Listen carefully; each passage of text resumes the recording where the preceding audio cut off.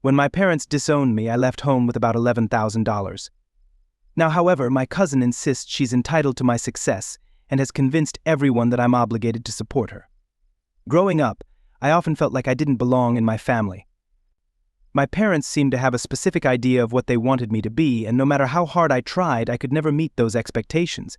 My older brothers, Sam and Luke, embodied everything my parents admired: academic achievements, career focus, and respect for tradition. Sam became a lawyer, and Luke went into medicine, and each accomplishment was celebrated as if it were a part of some grand family legacy.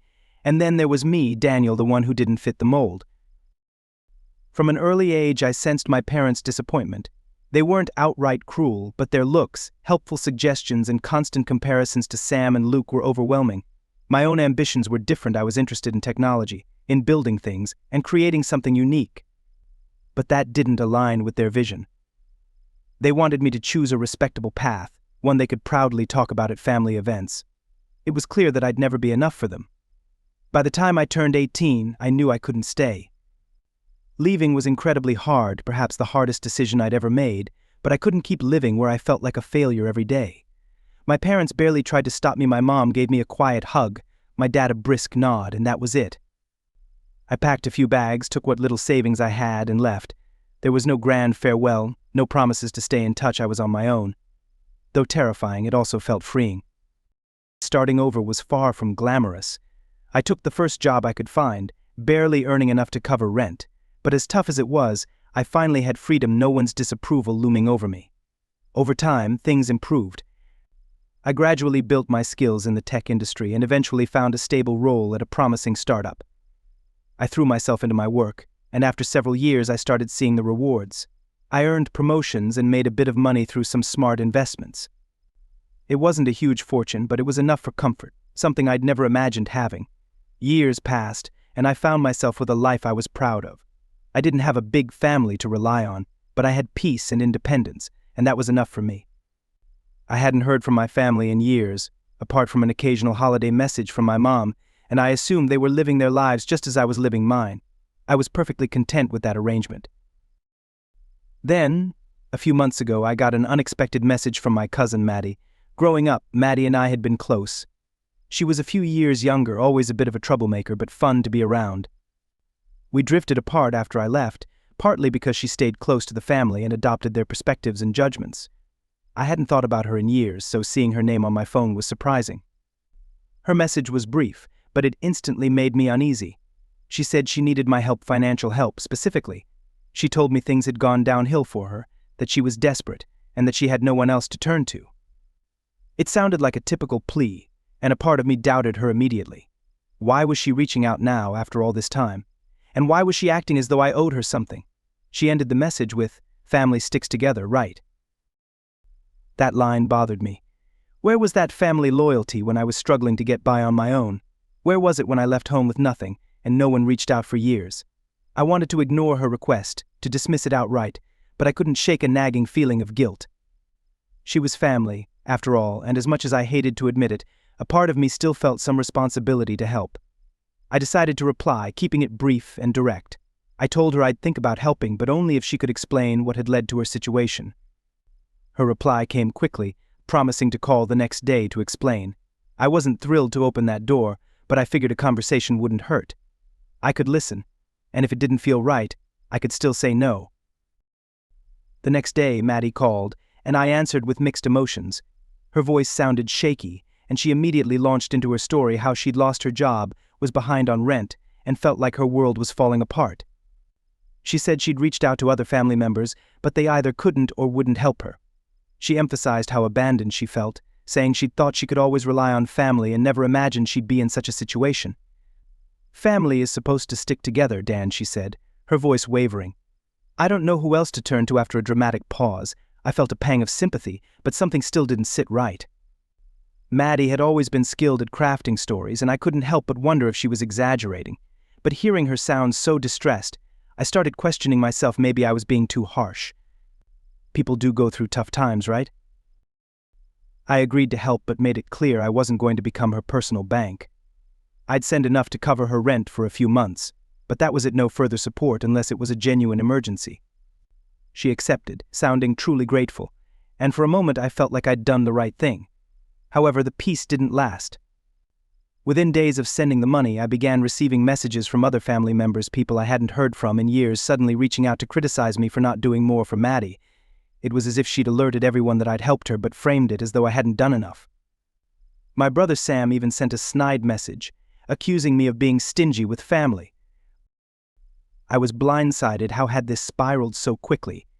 Maddie had obviously told everyone I'd helped her, yet somehow she'd twisted the story to make it sound like I was neglecting my family duties. Suddenly I was once again the one failing to meet expectations, the one not stepping up, the one lacking loyalty. Old resentments resurfaced, and I felt torn. Part of me wanted to withdraw completely, but the guilt lingered, gnawing at me as it always had. I began to question whether helping her had been a huge mistake. By opening that door, I wasn't sure how to close it again without reopening old wounds. I sensed that this was just the beginning and things were about to get messy. When Maddie called me again, her tone was more frantic than before, and I could feel her manipulation, even as she pretended it was just a check-in. She thanked me profusely for the money but quickly shifted to how she'd encountered yet another financial crisis. Her car had broken down, making it impossible to get to job interviews. It was a classic bait and switch, where she acted like she was updating me about her struggles but turned it into another request. I should have seen it coming, but once again I felt bad for her. After all, she was family. Reluctantly, I agreed to help a bit more, though I reminded her that I wasn't an endless source of support. This had to be the last time. She promised she understood and wouldn't bother me again, thanking me in that sweet, overly sincere tone she used whenever she got her way. I thought that would be the end of it, but I was wrong. My phone started blowing up with messages and calls from family members I hadn't heard from in years. First, it was my brother Sam, who, as usual, went straight to making me feel like I'd somehow let everyone down. He was blunt, calling me stingy and saying that, as someone making it big in tech, I should be doing more for the family. I tried to explain that I'd already helped Maddie twice, but Sam brushed it off, saying, "Family is forever, Dan. You don't get to pick and choose when you help." The irony hit me like a punch. Where was that family loyalty when I was struggling, working multiple jobs just to afford a tiny apartment? No one had offered to help me back then, and I didn't expect them to. But now that I'd built something of my own, they acted like they had a right to it. I didn't respond to Sam and ended the conversation, feeling a mix of anger and disbelief. Then my mother called. She rarely reached out unless it was for birthdays or holiday greetings, so I figured this was another lukewarm attempt at checking in. But as soon as I answered, I realized this wasn't going to be lighthearted. "Daniel," she started, her voice stern, "I heard you've been helping Maddie, but only a little." I clenched my jaw. "Yes, Mom. I've already helped her twice, and she keeps coming back for more." Her tone turned cold. "Well, you're doing well, aren't you? Surely you can manage a bit more for family." I couldn't believe what I was hearing. My own mother, who'd shown little interest in my life or successes, was now acting as if my financial stability was theirs to manage. I tried to tell her that I'd set boundaries with Maddie, that I'd done my part, but she cut me off, saying, "Family is a lifetime responsibility, Daniel. You don't get to walk away just because you're better off now." That was the clincher. Better off in their eyes, maybe, but the years I'd spent struggling, working late nights and scraping by to get where I was now, none of that mattered to them. They saw only the result and assumed I somehow owed it to them, as if they'd been part of my journey all along. After that call, I noticed a pattern. Each day, a different family member messaged me, echoing the same sentiment that I was obligated to help Maddie and owed it to the family. It was like they'd coordinated a twisted intervention to guilt me into submission. Meanwhile, Maddie kept reaching out with new sob stories, thanking me for being in her life, yet subtly increasing her demands with each message. First, it was rent, then car repairs soon. She mentioned her medical bills, hinting at health issues she'd never brought up before. She even suggested she might need help with legal fees after a supposed dispute with her landlord. I could see her web forming, filled with endless problems, as if I had no choice but to keep helping. One night, after yet another message from her, I found myself sitting in my apartment, staring at my phone, feeling overwhelmed. I'd tried to distance myself from this family, to create a life where I wasn't constantly judged or burdened by their expectations. Yet here I was, being dragged back into their orbit, guilted and manipulated, as if I were still that confused, insecure kid they had brushed aside. The worst part was realizing that a small part of me still wanted their approval. As much as I hated to admit it, I still felt the old urge to please them, to be accepted. But every time I gave in, I could feel a piece of myself slipping away, like I was losing control over the life I'd worked so hard to build. Finally, I decided to confront Maddie. I told her I was done with the constant requests, that I'd helped her as much as I could, and that she needed to find another way to manage her finances. Her reaction was swift and sharp. She shifted from sweet and apologetic to cold and accusing in an instant. "So that's it," she snapped, her tone dripping with disdain. "You're just going to cut me off after everything I've been through." Taking a deep breath, I tried to stay calm. "Maddie, I've already sent you money twice. I'm not your personal bank," she sneered. "Oh, so that's how it is." "I thought we were family, Dan. I thought we looked out for each other." Guess I was wrong. Her words stung, and she knew it. She knew exactly which buttons to press, and she pressed every one. She ranted about how I'd turned my back on the family, about how selfish I'd become now that I was doing well. She even hinted that I was somehow responsible for her current problems because I hadn't stayed in touch, as if my absence had caused her difficulties. The conversation left me exhausted, but it also brought clarity. Maddie, and by extension the rest of my family, didn't actually care about me. They cared about what I could provide for them, the money, the support, the convenience of having someone to lean on. To them, family was just a word, a way to control and guilt me into submission. That night I decided I was done playing their games. I tried to be generous, to take the high road, but it became clear that no matter what I did, it would never be enough. I'd always be the outsider, the one who supposedly owed them something for daring to succeed on my own. They could keep their expectations, their guilt trips, and their misplaced entitlement. I wasn't about to let them take away the life I'd worked so hard to build. The next day, I blocked Maddie's number along with several others who had been hounding me since she first reached out. I knew it would cause backlash, that I'd likely get flooded with angry messages and accusations, but I didn't care. For the first time, I was choosing my own well-being over their approval, and it felt like a massive weight had been lifted. In the following days, there was radio silence. I braced myself for the inevitable explosion of family messages, demanding to know why I'd cut Maddie off, but nothing came. For a fleeting, blissful moment, I thought maybe they'd finally let it go. But of course, it wasn't that simple. Maddie had only just begun stirring things up, and it wouldn't be long before the rest of the family came at me with even more force, armed with her twisted version of the truth. Soon enough, Maddie retaliated, and the messages from my family, which had briefly quieted down after I blocked her, started again with renewed intensity. This time they were even sharper, angrier, and shockingly misinformed. The first one came from my brother Luke, and as I read it, my heart sank. "Daniel, how could you leave Maddie in the lurch like that?" he wrote. "Mom and Dad are so disappointed in you. I never thought you'd turn your back on family just because you're rich now." That word, rich, set off alarm bells. I wasn't rich by any means. I had a comfortable life, sure, but I was far from a millionaire living in luxury. Where had he gotten that idea? And the way he put rich, in quotes, made it sound as though I had flaunted my success over the family, which couldn't have been further from the truth. The more I read his message, the angrier I got. It was clear Maddie had fed him some warped version of events, probably telling him I was living lavishly while refusing to lift a finger to help her, making me out to be the villain in a way only she could. I tried to respond calmly, explaining that I'd already helped Maddie twice and couldn't be her endless financial safety net. But Luke didn't want to hear it. He fired back almost instantly, accusing me of letting success go to my head and reminding me that family is all we have. I barely had a chance to respond before he blocked me, clearly buying into Maddie's story. And it wasn't just Luke. Within days, my entire family seemed to have heard about my supposed abandonment of Maddie. My phone blew up with messages from cousins, aunts, uncles, people I hadn't spoken to in years were suddenly flooding my inbox with messages of disapproval and disappointment. My Aunt Nancy, always one to gossip and stir up trouble, went so far as to say, "Maddie's struggling, and all you care about is hoarding your precious money. It's disgusting, Daniel, just disgusting." The audacity was almost comical. Here I was, someone who'd had to make it on my own, scraping by for years without a hint of support from any of them, and now that I'd found stability, they had the nerve to act as if I owed it all to them, as if my success was some sort of shared asset. I was furious, but I also knew I needed to get to the bottom of exactly what Maddie had told them, so I decided to confront her directly. I unblocked her and sent a brief message saying we needed to talk. She responded almost immediately, agreeing to a call, her tone seeming innocent and even cheerful, as if she couldn't imagine why I'd be upset. When I finally called, I didn't waste time with pleasantries. "Maddie, what exactly have you been telling everyone about me?" I asked, trying to keep my voice steady. There was a pause, and I could almost hear the wheels turning in her mind as she thought up a response. "I haven't been telling anyone anything, Dan," she replied. "I just mentioned that I was struggling and that you weren't as supportive as I'd hoped." "That's all not as supportive as you'd hoped," I repeated, incredulous.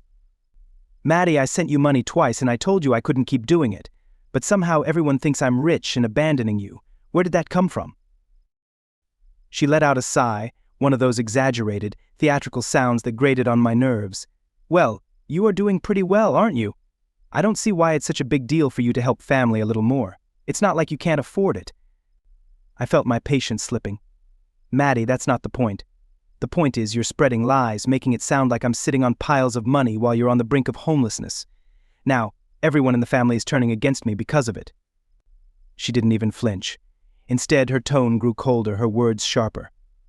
"Well, maybe you should think about why everyone believes me, Dan. Maybe it's because you've always been the one to turn your back on us. It's not like you've been a real part of this family anyway." I was stunned. She had twisted the entire situation, casting herself as the victim and me as the ungrateful outsider, and she knew exactly which buttons to press the old insecurity she could exploit. It was as if she felt no remorse for the chaos she'd caused, no hesitation about lying to everyone to get what she wanted. "Listen, Maddie," I said, barely managing to keep my anger in check, "this is going to stop. I've done enough. I'm not sending you another cent, and I'm going to make sure everyone knows the truth about what you've been doing." That got a reaction. Maddie's tone shifted, a mix of anger and panic creeping in. "Oh, so now you're going to play the victim," she sneered. "You think anyone's going to take your side over mine? I'm the one who's been struggling, who's been there for the family. You're the one who walked away and never looked back." The sheer nerve of her words left me speechless. After everything, she still saw herself as the victim and thought she had every right to demand my support without offering anything in return. I ended the call, knowing I'd get nowhere with her. But it wasn't just Maddie. Somehow she'd managed to twist the entire family's view, making them believe I was the selfish one, that I owed them something simply because I'd found success on my own. I wasn't sure how to fix this or even if it could be fixed. In the days that followed, I tried reaching out to a few family members, explaining my side, detailing what I'd done for Maddie and the boundaries I'd set. Each call and message I sent was met with either suspicion or outright hostility.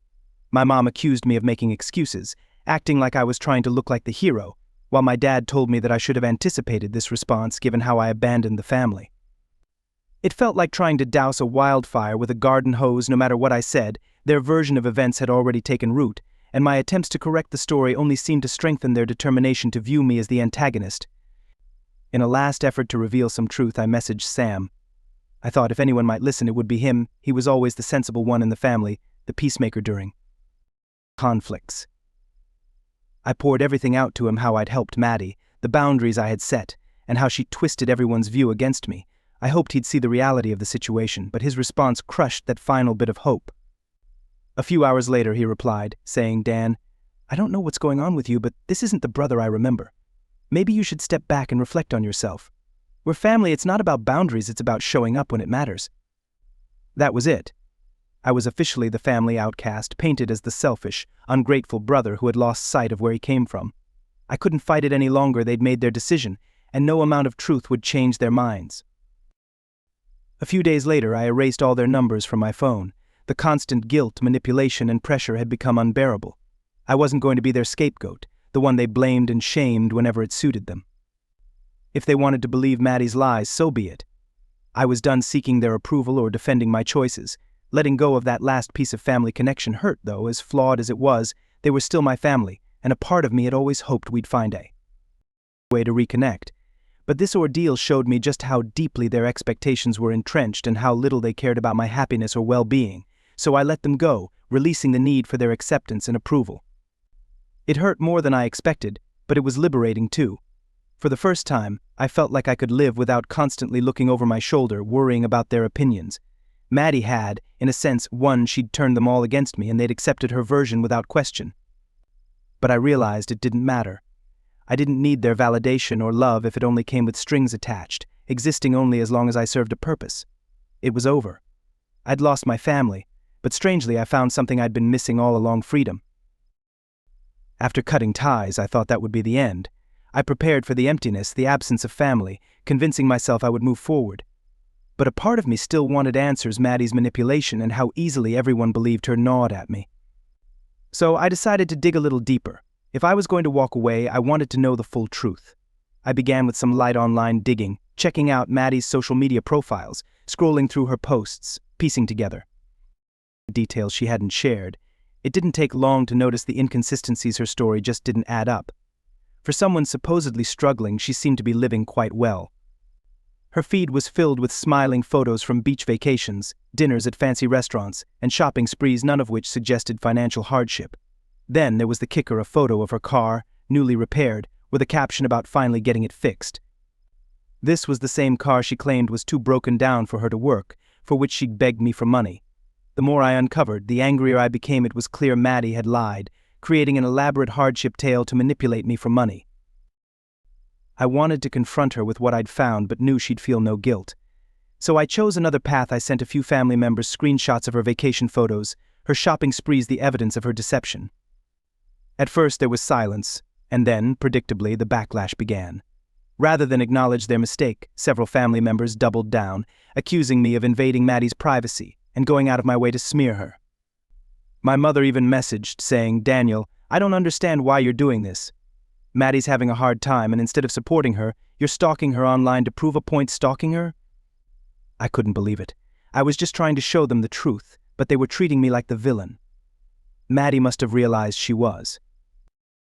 Cornered because she called me the next day, her tone icy and accusatory. "Really, Daniel," she snapped, "you're so desperate to make me look bad that you're digging into my life, spying on me. What's wrong with you?" I laughed, unable to contain my disbelief.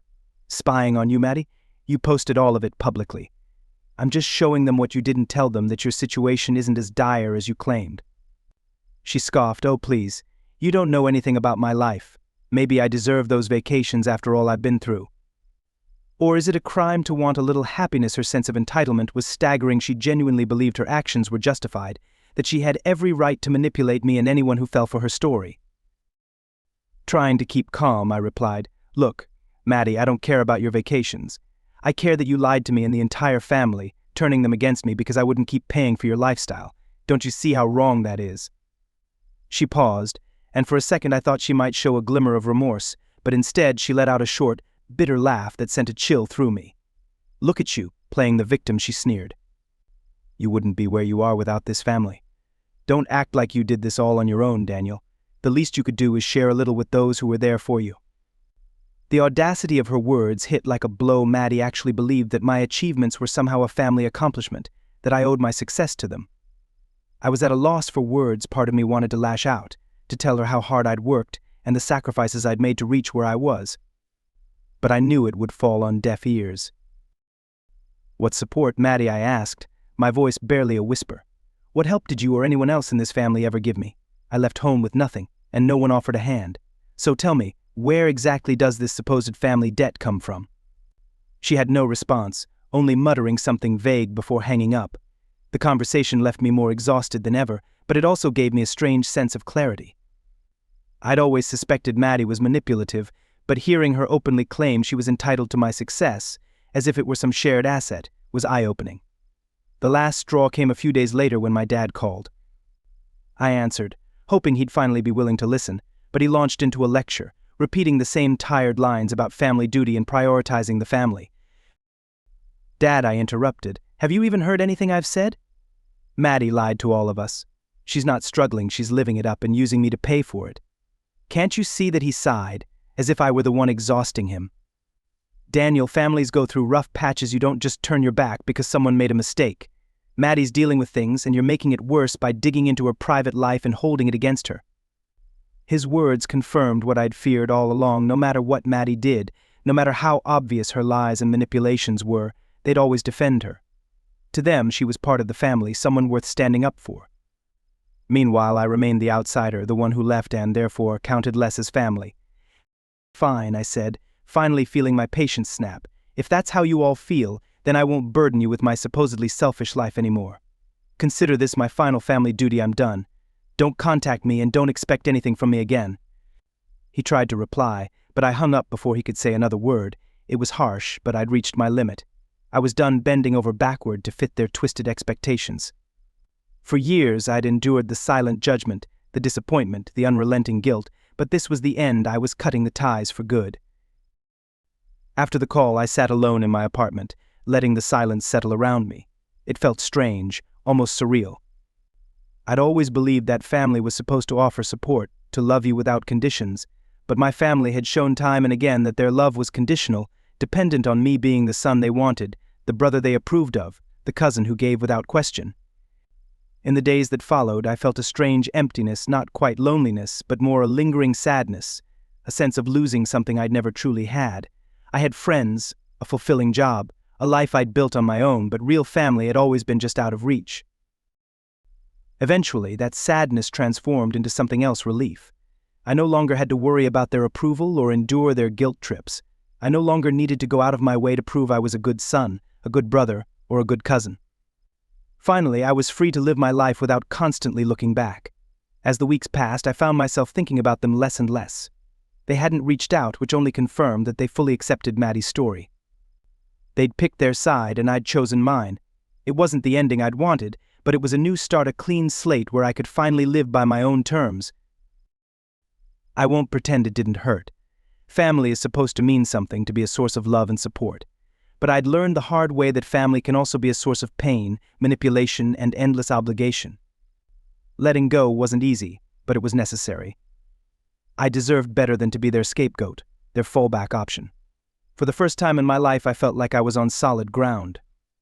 I was alone, yes, but I was also free, and as I looked toward the future, I knew I'd finally made peace with my past. No more guilt, no more family drama, just me, my life, and the people who truly cared about me on my terms. In the weeks after severing ties, I found myself in a strange emotional state. I hadn't expected it to feel this final. There was an ache, a subtle emptiness, but also a profound sense of relief. No longer did I have to fend off accusations or guilt-ridden messages, nor navigate their endless demands. For the first time, I was genuinely alone, and it felt liberating. I'd always believed that family would come around eventually, that even after years of neglect and judgment, they'd one day accept me for who I was. But Maddie's betrayal and their quickness to buy into her lies shattered that last hope. I finally understood that, no matter what I did, it would never be enough for them, and oddly, that realization was freeing. I threw myself into work, directing my energy into my career and the friendships I'd built over the years. These were people who valued me for who I was, not for what I could provide. They didn't care about my bank balance or expect me to solve their problems. They were friends who valued me as a person, and being around them reminded me that I could create my own family, one without strings attached. Then, on a quiet Sunday, a letter arrived from my mother.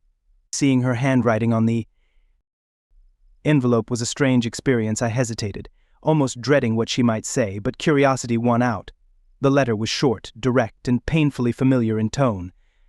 She wrote of her disappointment over my choice to cut off the family, saying she couldn't understand why I'd ended things so harshly. She ignored Maddie's lies or my attempts to explain myself and instead repeated the same old mantra: family comes first, no matter what. Near the end, she added a line that would have once crushed me: I hope you come to your senses before it's too late. I read those words repeatedly, feeling the sting of their finality. But for the first time, I didn't feel the urge to fix things or reach out and explain myself again. The weight of their expectations, the constant need to prove myself, had finally lifted. I knew that no matter what I did, I'd always be an outsider to them, and that was okay. I folded the letter and put it away, a relic of a part of my life I was ready to leave behind. I no longer needed their acceptance or validation. I had my own life, my own accomplishments, and people who truly cared about me. Letting go of my family was painful, but it was also the healthiest choice I'd ever made.